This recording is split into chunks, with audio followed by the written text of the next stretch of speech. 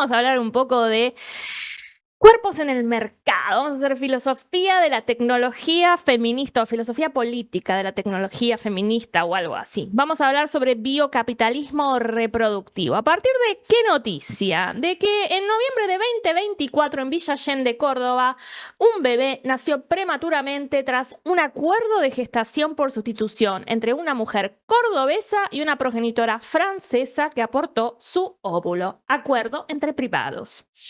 El parto debía realizarse en Buenos Aires, pero el embarazo se complicó y la mujer gestante dio a luz 2 meses antes de lo previsto. Al ser consultada, la mujer cordobesa le dijo al personal médico: "No soy la madre", y explicó que solo había llevado adelante la gestación para la verdadera progenitora, la que había donado el óvulo y había pagado, ¿sí?, ese vientre, quien nunca apareció para hacerse cargo del recién nacido. El bebé quedó bajo el cuidado de una familia de acogimiento mientras la justicia investiga posibles casos de explotación en la práctica de subrogación de vientres, que en Argentina, como sabemos, no está regulada todavía, ¿sí? Esto no es un caso, digo, hay a lo largo, alrededor del mundo. En la pandemia también fue un tema bastante candente.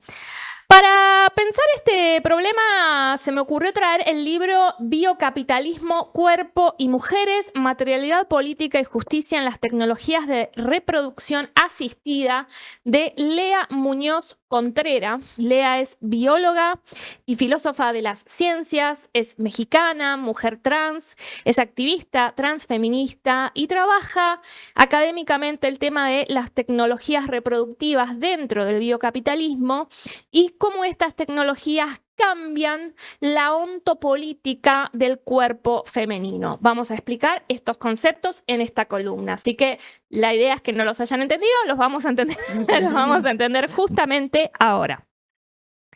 Lea Muñoz entiende este concepto de biocapitalismo, que es un concepto también de Nicholas Rowe, ¿no? Digamos, de una serie de estudios sobre ciencia, tecnología y sociedad, que analizan estos temas sobre cómo la vida se ha convertido en mercancía dentro del capitalismo. Bueno, justamente la idea del biocapitalismo es la de un fenómeno contemporáneo en el que la vida misma se convierte en un espacio de extracción de valor económico, representando de este modo una nueva fase del capitalismo en la que los saberes y las prácticas de las biociencias permiten la apropiación, mercantilización y circulación de todo lo vivo bajo lógicas de ganancias.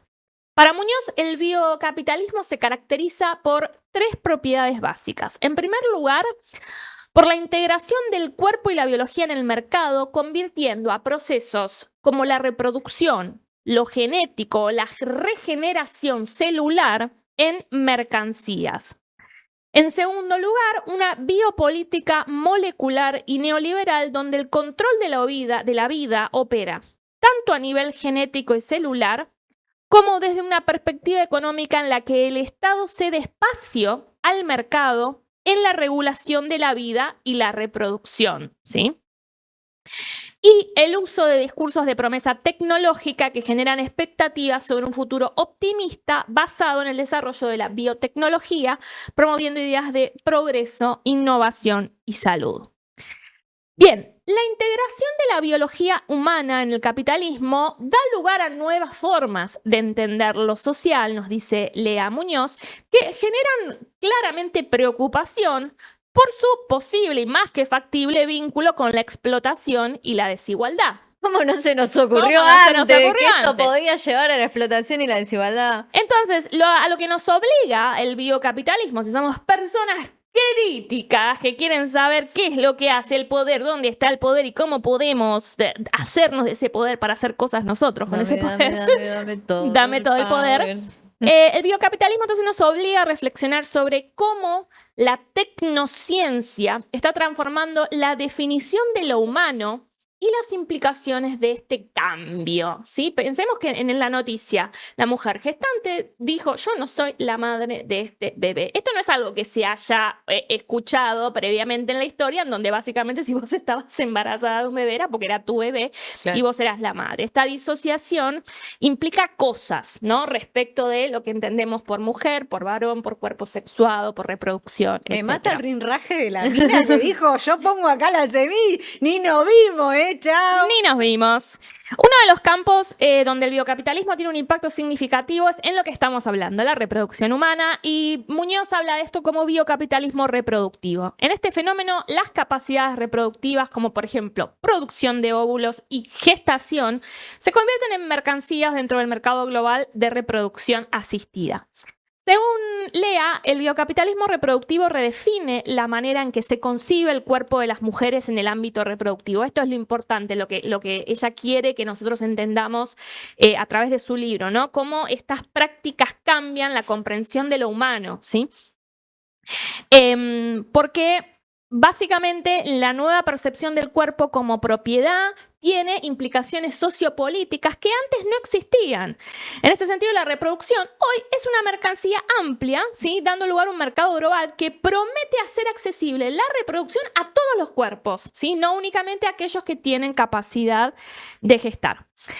Esta mercantilización, dice Lea, fue posible gracias a un proceso que es básicamente la descorporización de la reproducción, que va a llegar, esperemos, porque yo soy fanática de la tecnología, perdón, a los úteros artificiales, que todavía es algo que no existe, pero es el sueño feminista de Shulamit Firestone, ¿no? De decir, bueno, pero en algún momento no suena muy de ciencia ficción que pueda llegar a suceder. Todavía no sucede. Los científicos dicen que es bastante improbable. No sé.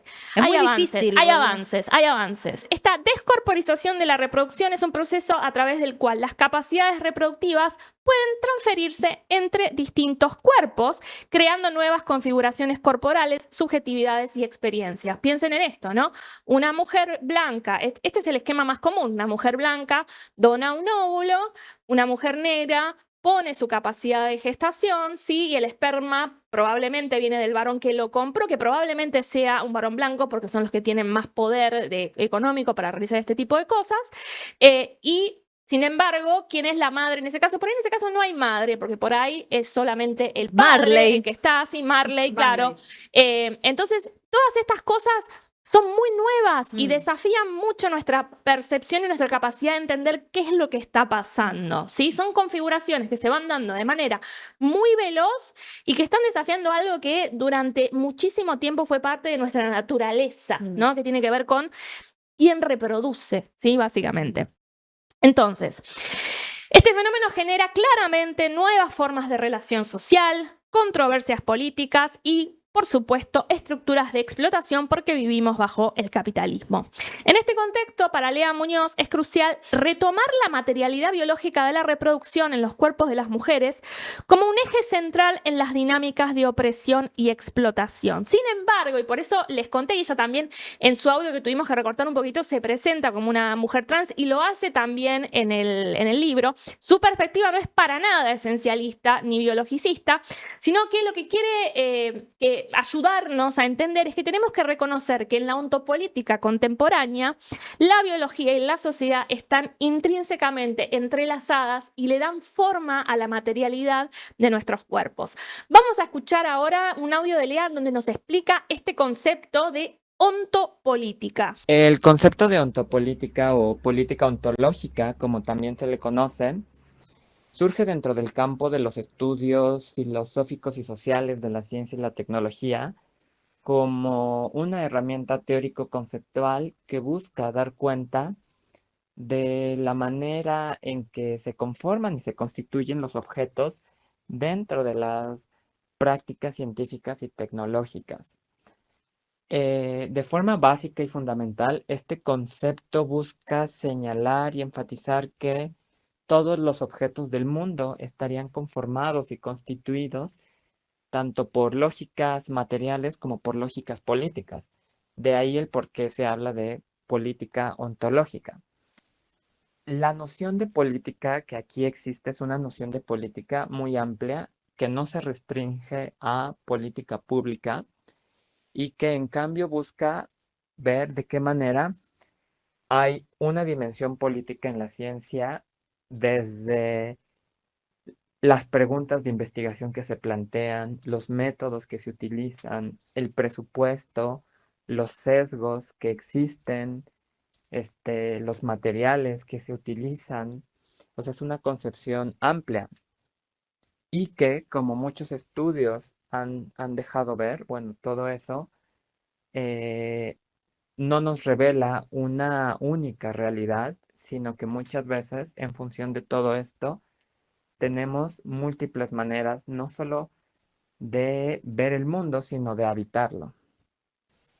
Una parte de los estudios filosóficos de la ciencia y la tecnología hemos llevado esta noción para pensar el cuerpo como un objeto ontopolítico y en este sentido señalar cómo el cuerpo humano en particular, pero bueno, creo que es algo que es una reflexión y algo que se puede estudiar en lo no humano también, pero que el cuerpo humano eh, no es un objeto que de antemano tenga todas sus propiedades dadas y que en cambio los contextos políticos, culturales y sociales siempre están moldeando y atravesando nuestras nociones de lo normal, de lo patológico, de lo bueno, de lo malo, de lo deseable en relación a los cuerpos.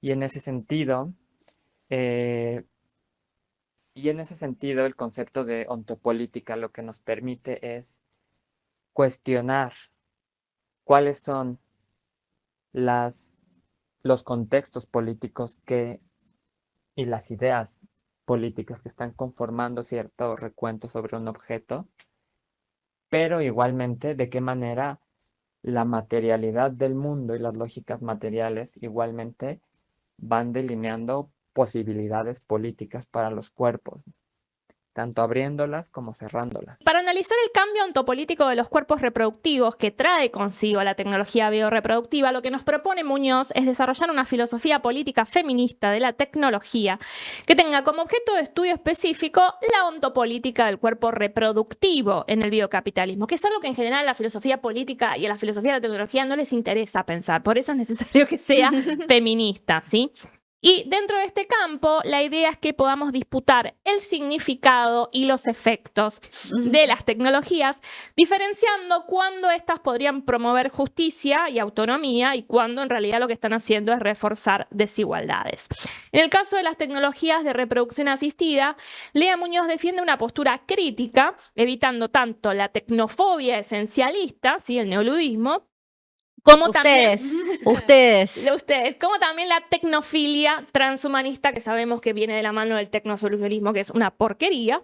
Y lo que nos llama es a reconocer las tensiones políticas y ontológicas que las tecnologías generan. Tenemos que trabajar en el sentido, en el uso, en quién va a ser, a quién va a administrar esas tecnologías, ¿no? La tecnología en este sentido puede ser una herramienta de liberación, pero también un mecanismo de opresión dentro del capitalismo patriarcal. Y si nosotros le dejamos esto, si no pensamos esto y decimos no, este es el punto, ¿no? De la crítica, es decir, yo me involucro de manera crítica. Si yo digo no y me voy a cosechar el rabanito, esta es la discusión, entonces se sigue reproduciendo, ¿no? Eso se sigue haciendo. Entonces acá el punto es ir y disputar el sentido de esa tecnología.